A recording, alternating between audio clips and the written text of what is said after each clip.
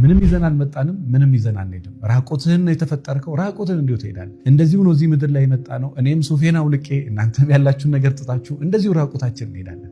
ራሳችሁን በጣም የምታስጨንቁ ሰዎች፣ በጣም በውጥረት በጣም በተለያየ ነገር ራሳችሁን በጣም የምታስጨንቁ ሰዎች እኔ እመኑኝ ያልኳችሁ በቃ ራቆትህን የመጣው ራቆትህን ትሄዳለህ።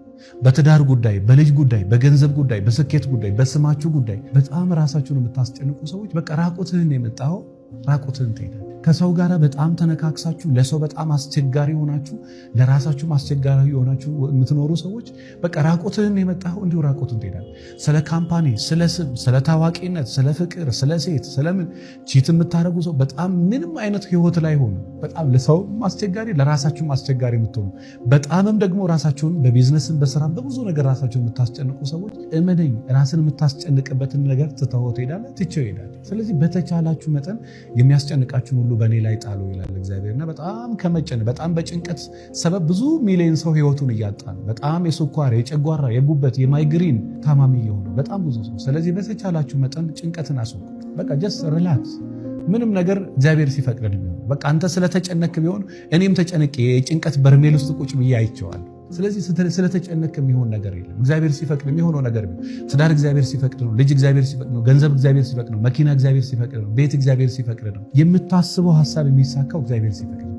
ስለዚህ ይሄ በጣም ራሳችሁን የምታስጨንቁ ሰዎች ራቆትህን የመጣው ራቆትህን ትለው ትሄዳለህ። ባለቤት ያስቸገረችኝ እንዲያረገችኝ በቃ እሷንም ትተህ ትሄዳለህ። ራቆታችንን የመጣ ነው ራቆታችንን ትለን እንሄዳለን። ራሳችሁን አታስጨንቁ። ጭንቀት ለመቀነስ ሞክሩ። በተቻለ መጠን ለመረጋጋት ሞክሩ ለማለት ወዳለው። ሰው ነው። ከነገርኩ ብቻ ነው ፍላጎትን ሊያቅል የሚችለው። ከነገርሹ ብቻ ነው ያንቺን ፍላጎት ሊያቅ የሚችለው። አንዳንድ ሰዎች አሉ ይሄ የውስጤን ይረዳልኝ የአንጀቴን ይወቅልኝ ይላሉ። ማን ነውና ነው የአንጀትሽን የሚያውቀው? ኦፍኮርስ ፊትህን አይታ ሰውነትህን አይታ የሆነ ነገርን አይታ መረዳት አለባት። ነገር ግን በቃ ብዙ ነገር ሞልቶ በቃ ይሄ ነገር ለምን ያላለችኝ፣ ይሄ ነገር ለምን ያልሆነኝ፣ ይሄ ነገር ለምን እንደዚህ ነገሮች ለምን ፐርፌክትሊ አልሄዱ ብሎ የሚጨቃጨቁ ቤታቸውን የሚያደፈርሱ ሴቶች አሉ፣ ወንዶች አሉ። ምናልባት እንደው ሴት ከሆንሽ የጎደለ ነገር በእኔ ህይወት ብዙ አለ፣ የጎደለ ነገር በአንቺ ህይወት ብዙ ነገር፣ በአንተ ህይወት ብዙ ነገር። አንተ ብቻ የጎደለባት አታስመስለው፣ አንቺ ብቻ የጎደለችብሽ አታስመስዩ።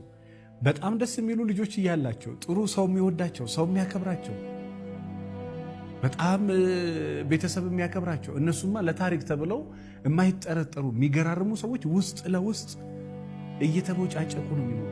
እሷም ለእሱ አተኛም እሱም ለእሱ አይተኛም። ላውም እኮ ትልቅ ነገር ላይ መስላችሁ ትልቁን አልፈውት መጥተው በጣም ትንሽ ነገር ላይ ስልክ አታነሽም፣ ስልክ አታነሳም፣ አኮረፈኝ አኮረፈች። ሰው በጣም